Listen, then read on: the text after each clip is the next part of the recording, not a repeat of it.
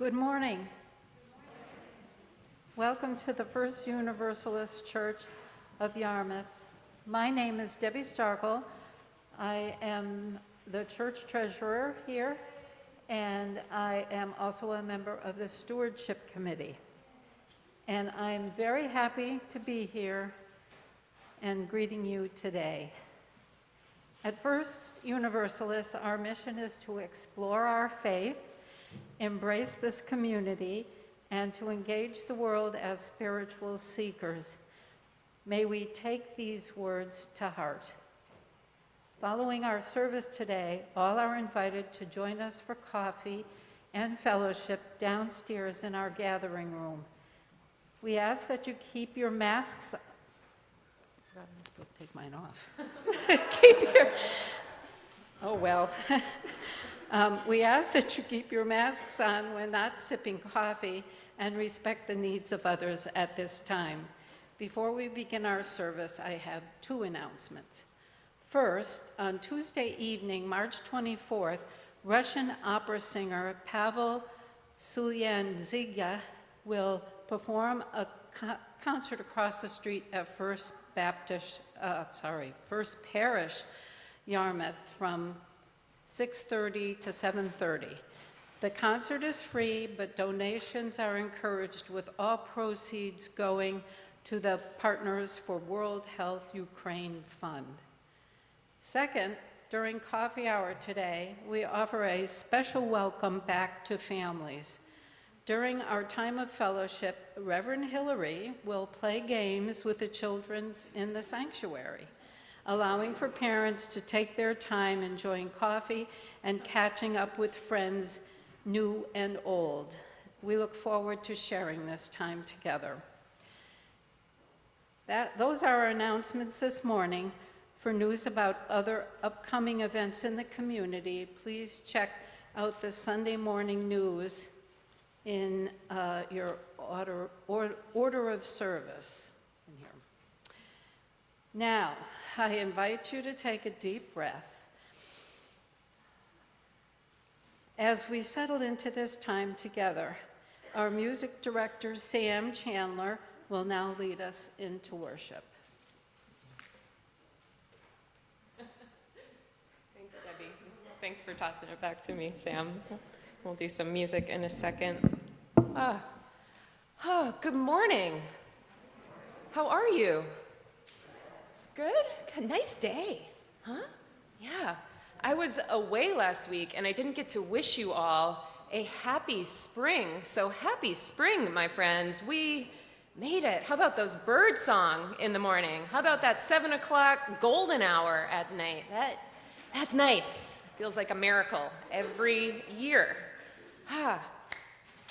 My name is Hillary Collins-Gilpatrick. I'm the minister of First Universalist Church here in Yarmouth, Maine, and it is with kindness and curiosity that I say, whoever you are, wherever you're from, whomever you love, whatever it is you have done, you are welcome here.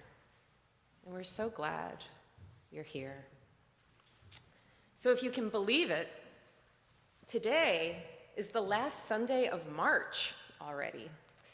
And in honor of our theme this month, Renewing Faith, and in honor of the fact that we're finally holding worship services again in our sanctuary after quite a bit of time apart, today Sam, Gwen, Mac, Debbie, and I offer you a service on renewing welcome.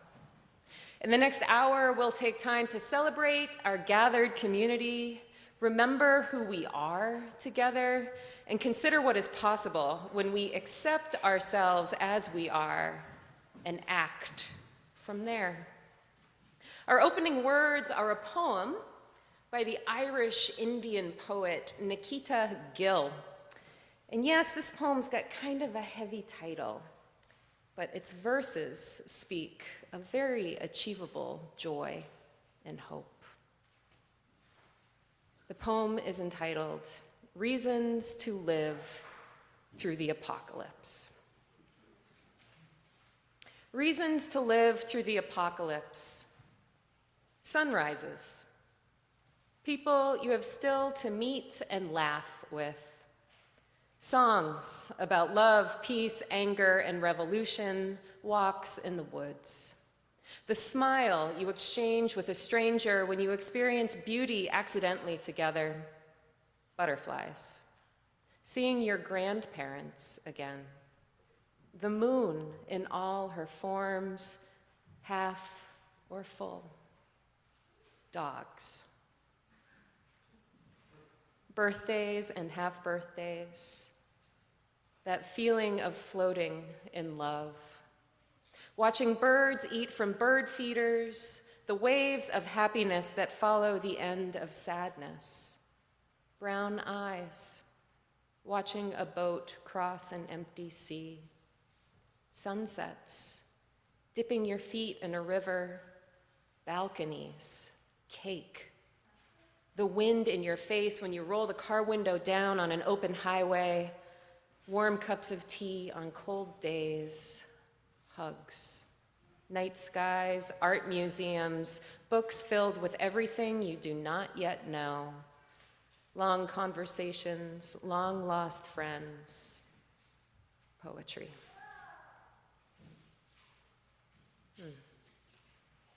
Good morning, my friends, on this fresh spring day. So many reasons to live through the apocalypse. A word I want to remind you does not mean the end, but rather the uncovering, the reveal, taking the lid off. Spring. It's good to be with you, and you know what else is good this morning? Hearing members of our choir sing again in our sanctuary. And in a moment, Sam will lead Joanna, Karen, Sarah, and Nancy in a choral introit. I just have to say, this is my first time hearing members of our choir sing live in our sanctuary. And I know our choir members are really excited, but my heart is beating like a little hummingbird right now with excitement too. So thank you, Sam. Thank you, choir. I turn it over to you.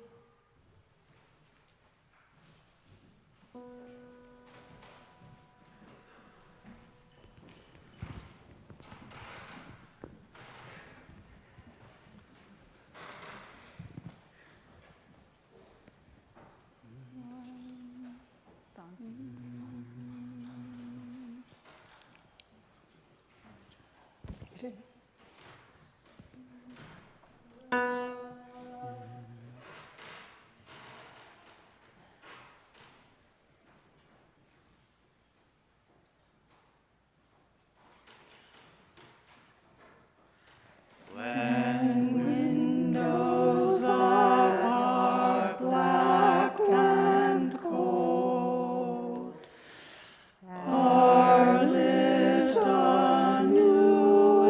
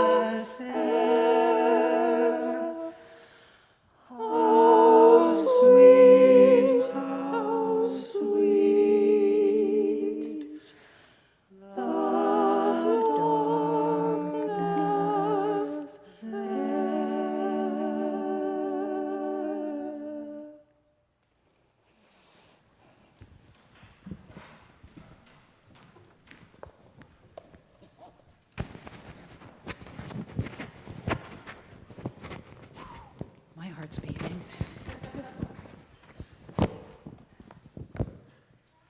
Let's recite our unison affirmation together, which is printed in your order of worship. We are united in seeking to increase love with justice and to constitute a free church open to all people, mindful of our past and drawing upon modern knowledge. We respond to the spiritual needs of persons and are devoted to the common good in community, nation, and world. We cherish the integrity of each individual and search for truth with reason as our guide. We respect differences of opinion and strive to be a democratic community. We are concerned with this world and open to the future. And now is the time where we light our chalice. If there are any children who are brave enough this morning to come up and help me, you're welcome to. It's okay if you don't.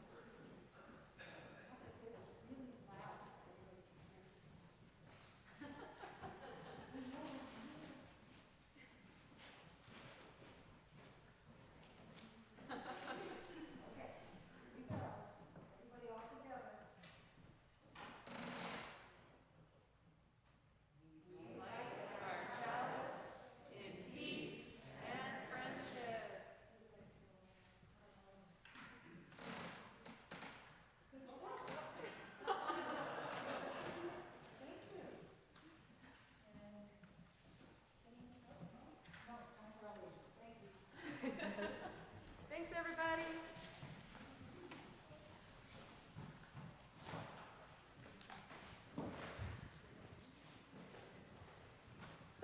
Good morning, Mac. Good morning, Gwen. Good morning, Hillary. Good morning, everyone. Now, we haven't been with each other in person much these past 2 years. I've barely been a year. So today, the last Sunday of our month of renewing faith, we also want to renew our welcome. Because one of the practices of our faith is to welcome others. And when we welcome each other here to church, we try to welcome their full selves to our community. This sometimes takes courage. It takes courage to welcome someone fully. Thank you. And it takes courage to be our full selves. Part of the reason we gather, though, is to explore, embrace, and engage who we are, and support and celebrate each other in the process. So today, as we renew our welcome, we invite you to join us in an activity, a version of activity called How Many of Us? This is something that we do at the very beginning of the Our Whole Lives program. It creates trust, it helps build authentic relationships, and open-mindedness between one another. Sounds like it's going to take some courage, too. Yes. That's okay, that's good. Woo. So, here's how it goes. Gwen, Mac, and I are going to ask you all a series of questions like, how many of us like to eat pie? And if you do, if you like to eat pie, you can raise your hand or you can stand up. But note, some of our questions are going to be, require a little bit more vulnerability than admitting we like to eat pie. So if some of these questions are a little too personal, you don't have to stand up or respond to them at all. You can reflect on them quietly to yourself. Sound good? You guys ready to play How Many of Us? Okay. It's good use of ribbons today. All right, Gwen, I think you've got the first question. All right, so we're going to start off kind of gentle. How many of us have a pet at home? Can you raise your hand or stand up?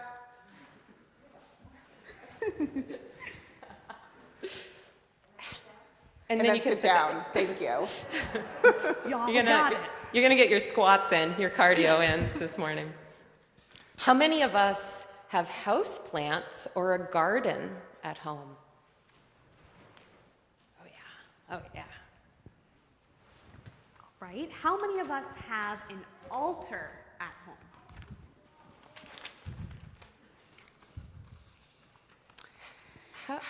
Yep. Oh, it's my turn. How many of us have ever greeted or welcomed someone who is new or newer than you at First Universalist?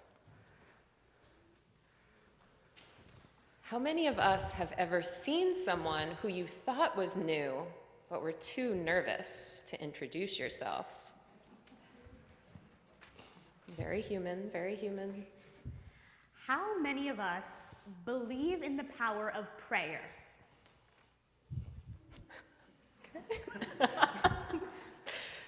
How many of us believe in the power of meditation? Oh.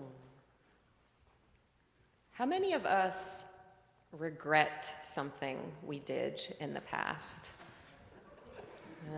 Yeah. How many of us have a hard time forgiving ourselves for a mistake that we made? How many of us sometimes have a hard time forgiving others? Yeah. How many of us have ever been treated unfairly because of our race, gender, ability, or sexual orientation? How many of us have ever treated someone unfairly because of their race, gender, ability, or sexual orientation? How many of us have ever experienced being in a place where you don't feel judged or treated unfairly because of your race, gender, ability, or sexual orientation?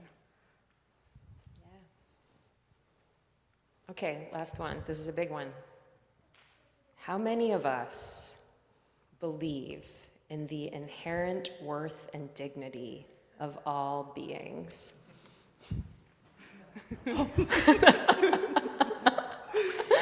And just for kicks, how many of us like pie, like to eat pie? Wow, thank you everyone for sharing. How did that feel? What was it like to share these things by raising your hand or standing? What are you taking away from this activity? We're literally asking you those questions right now. And as part of our renewing welcome theme for the day, we invite you to turn to those around you and just simply ask them how they're doing today and what they might be feeling right now. Say hi to somebody. Doing good. How are you doing today? Pretty good. You doing okay? Yeah. That's great. How are you doing today? Everyone's putting their mask on. Are we chatting?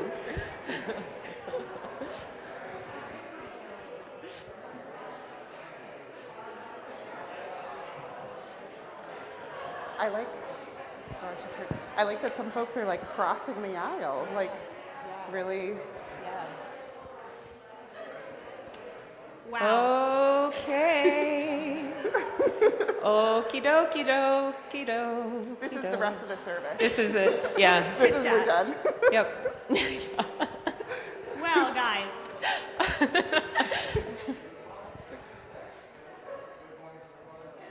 Guys, this is awesome. We'll chit-chat more, I promise. I just want to thank everyone for being vulnerable and opening up and chatting with everyone and sharing.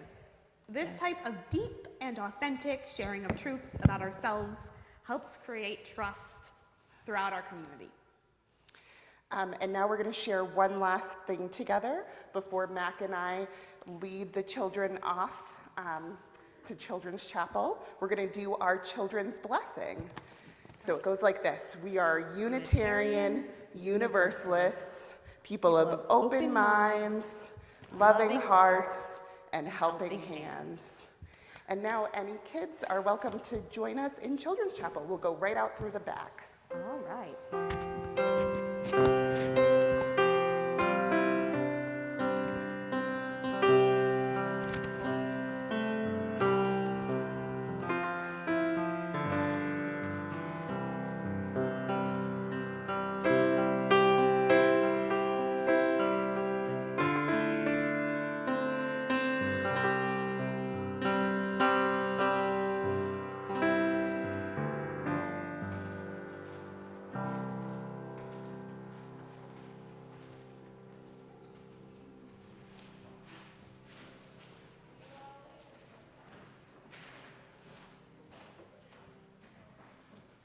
Have fun. See you all later.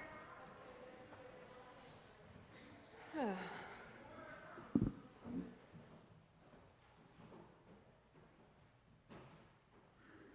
about a deep breath, my friends?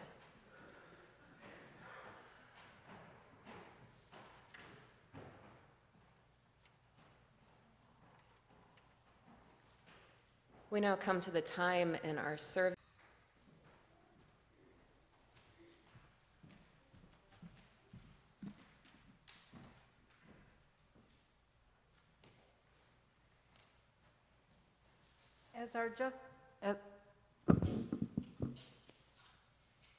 As our justice focus shifts to climate change this spring, we embrace the value, think globally, act locally, and lift up the work of area land trusts who weave together corridors of conserved land and recognize that our natural world and its wondrous capabilities are a powerful tool to fight climate change.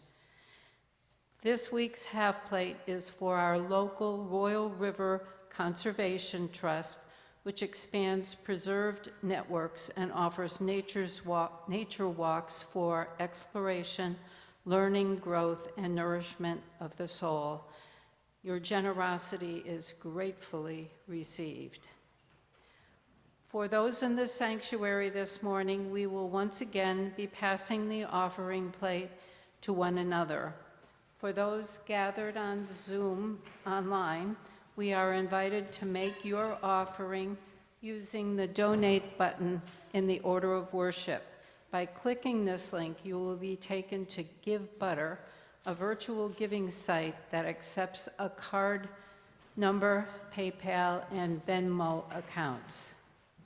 You may also make your offering by dropping a check in the mail or using your bank's free bill pay feature. Thank you for your generosity and compassion.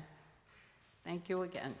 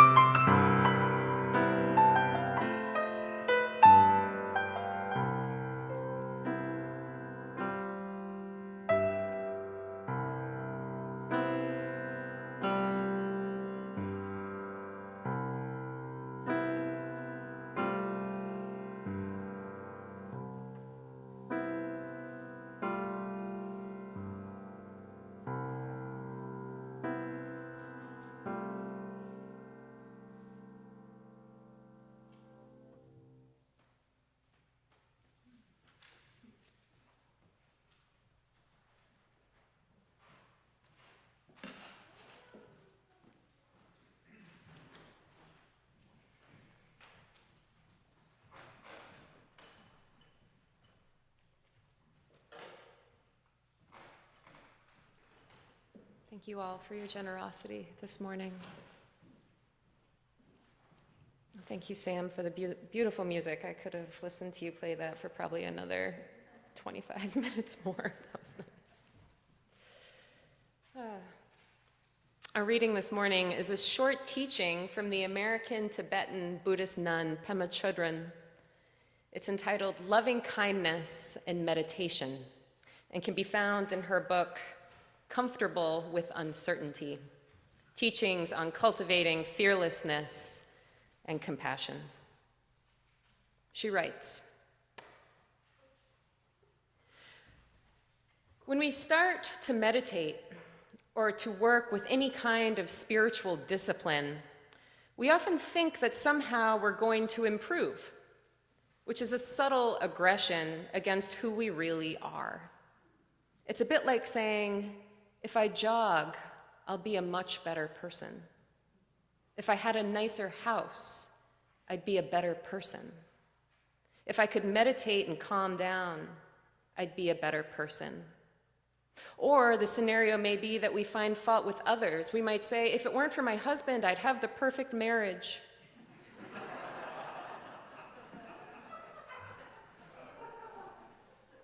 If it weren't for the fact that my boss and I can't get on, my job would be just great. And if it weren't for my mind, my meditation would be excellent. But loving kindness, metta, toward ourselves doesn't mean getting rid of anything.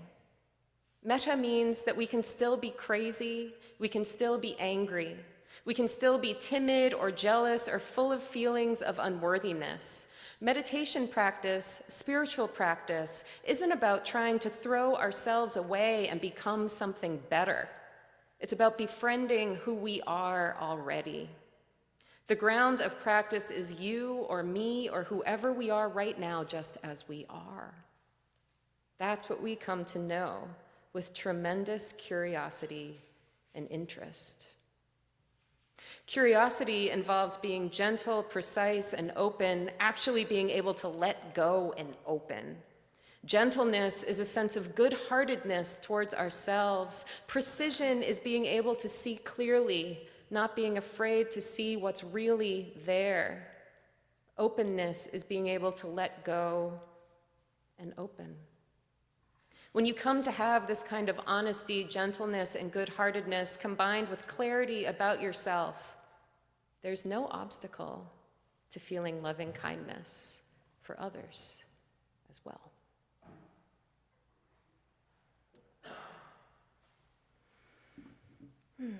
So I've been leading these discussion hours for the past couple months here at First U. On the second and fourth Thursday of the month, folks are invited to join me on Zoom from 5 to 6 p.m. to consider and critique an article, podcast, op-ed, or other piece of recently published curiosity-piquing media. Never missing an opportunity to insert you into a word or title, Gwen and I named this discussion hour, What Do You Think? And since starting it in February, we've covered such juicy topics as the merits and detriments of virtual church, cancel culture and free speech, reparations, and this past Thursday, democracy and climate change. Yeah, no biggies here. Conclusions and consensus are easily reached within the hour. Just kidding, we have not ended on time yet during a What Do You Think session. All are welcome to join us for this bi-monthly hour. I post the piece of media we'll be discussing in advance in our church newsletter channels, and the link to join goes out in our Wednesday emails. If you don't get any of these communications and wish you did, just let me know, and we'll sign you up. The expectations for participating in What Do You Think are that folks will arrive having read, listened to, or watched the discussion piece and written down one idea it sparked, one line that stood out to you, and one question that arose in reaction to it.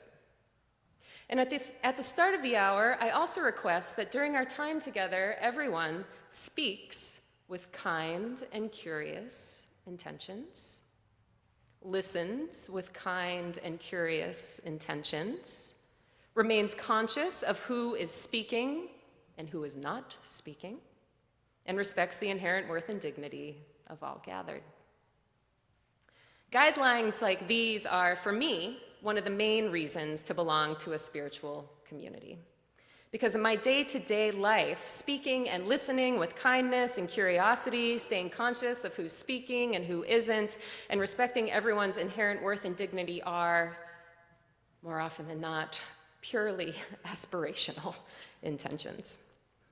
They're never explicitly stated in most of the thresholds I pass through in my days. I easily lose sight of them.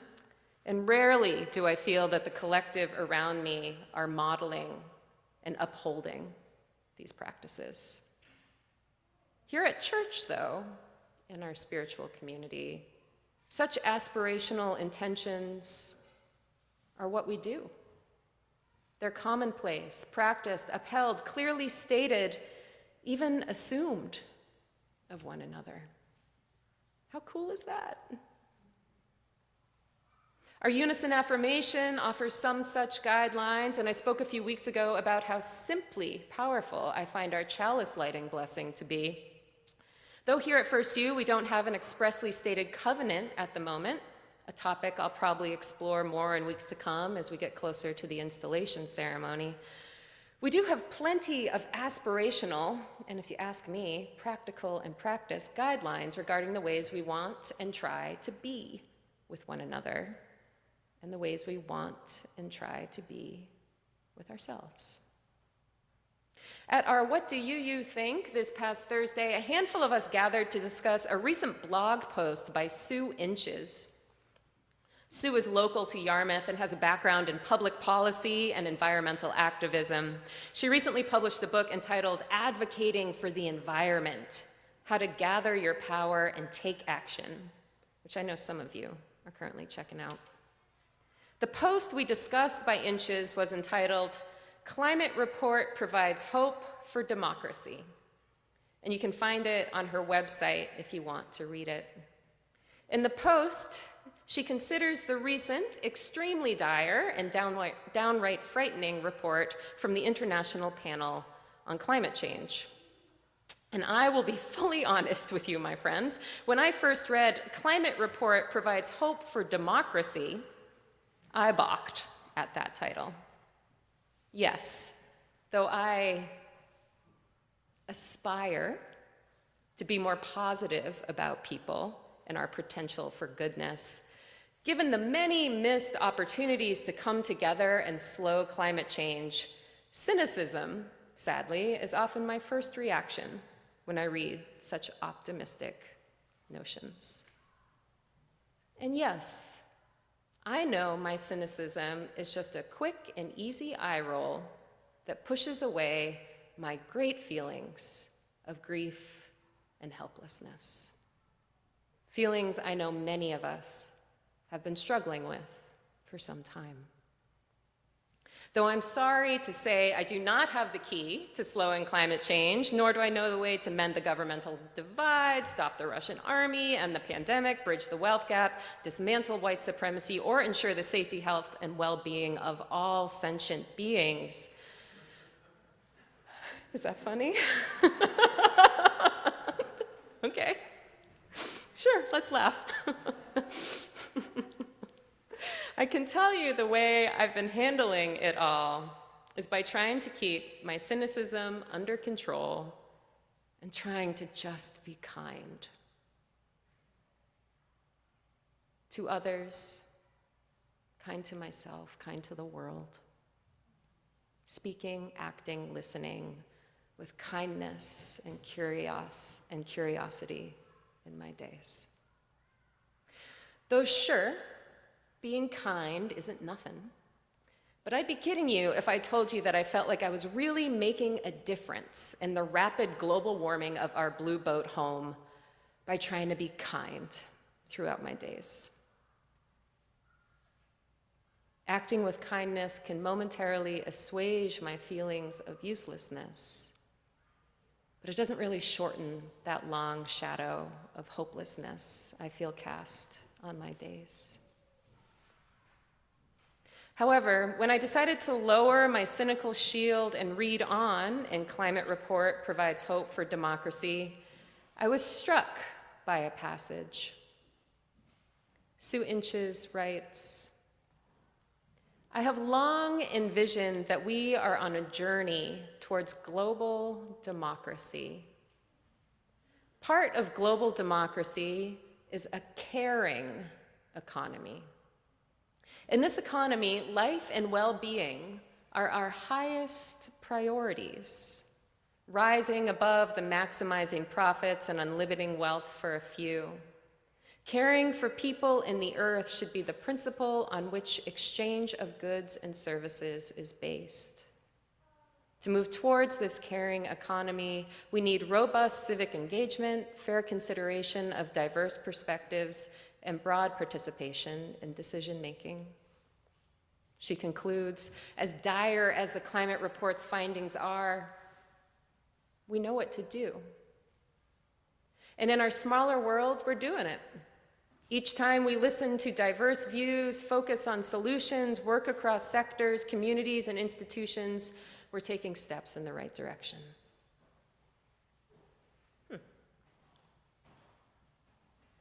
So maybe kindness and curiosity, listening, acting, speaking with it, might do something of greater merit than I've let myself believe. Something that's fortifying a caring economy where life and well-being are our highest priorities, where caring for people and the earth is the principle on which exchanges take place, where we listen to diverse views and invite broad participation in our decision-making. It seems such a reimagining of our relationships, our processes, our interactions really does make a difference.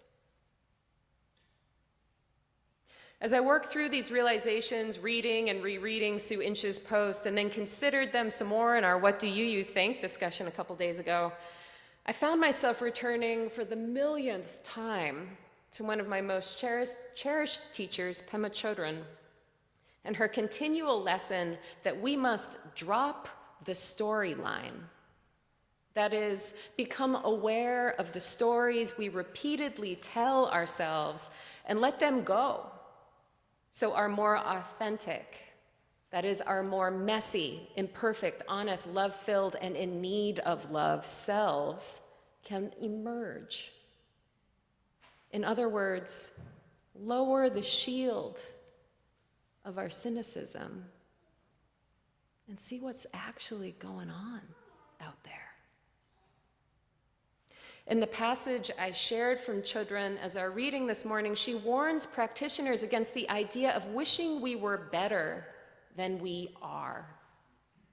She writes, "When we start to meditate or work with any spiritual discipline, we often think that somehow we're going to improve, which is a subtle aggression against who we really are. Spiritual practice isn't about trying to throw ourselves away and become something better. It's about befriending who we are already. The ground of practice is you or me or whoever we are right now, just as we are. That's what we come to know with tremendous curiosity and interest. When you have this kind of honesty, gentleness, and good-heartedness, there's no obstacle for feeling loving kindness for others as well." So, of course, within that teaching is the age-old adage that in order to love others, you must first love yourself. A proverb I do not deny, but over the years of being human, have also tried to not get too hung up on. Within Chodron's words, though, I also hear a teaching about letting go of perfectionism and the belief that we could be better than what we already are, and holding out on acting until we reach that better place. Because in actuality, we have everything we need right now to get started to creating the life, the relationships, the world we would like to see emerge for the benefit of all sentient beings. The more time we spend fighting ourselves about what we can and can't, should or shouldn't do, the more time we'll spend with our shield up, rolling our eyes, or depending on the day, bawling our eyes out or shooting rage lasers out of them. As long as we hold out for that perfect fix, that right moment, that ever elusive, better vision of ourselves, we will remain distant from the moment at hand and the many possibilities that it holds for kindness and curiosity, for peace and friendship, for straight up action to co-create an economy of care. That feeling of helplessness, my friends, it is real. I get it. I get it. And it's also just one storyline of many. Why give it so much attention? Let down your shields and join me in being who you really are. Eye rolls and all. I can handle it. I welcome your whole messy, beautiful, good, and perfect self here, and I ask you to welcome your whole messy, good, and perfect self here too. Together, let's welcome everyone else in their wholeness, goodness, and messiness. We have what we need to learn, to act, to listen, to speak with kind and curious intent right now. We have what we need to create a caring economy right now. We have what we need to be of use right now. It's all here, right now. Don't you think? Welcome back, my friends. Welcome back. Welcome here. Welcome now. Here we are. Spring, the uncovering. Let it be so. Amen.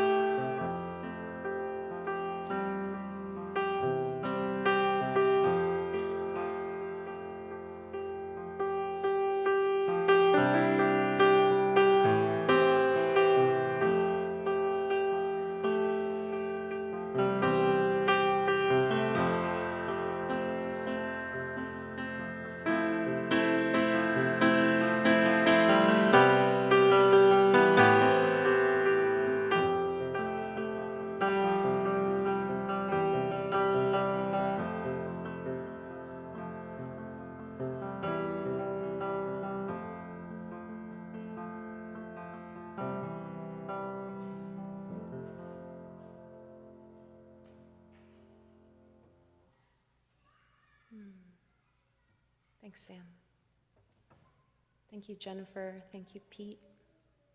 Thank you, Sarah, Karen, Nancy, Joanna. Thank you, Gwen and Mac. And thank you all. Oh, and Debbie.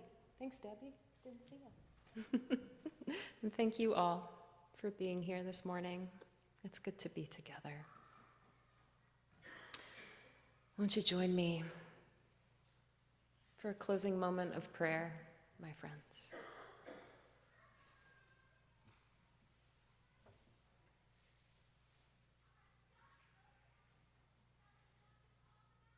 May all beings be free of suffering and the causes of suffering.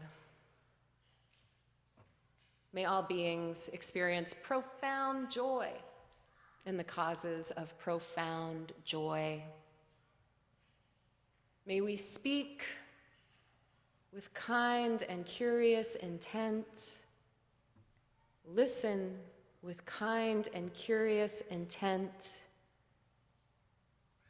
and act knowing that what we do matters. No act of good goes to waste. Won't you join me, my friends, in our unison benediction as we end our service?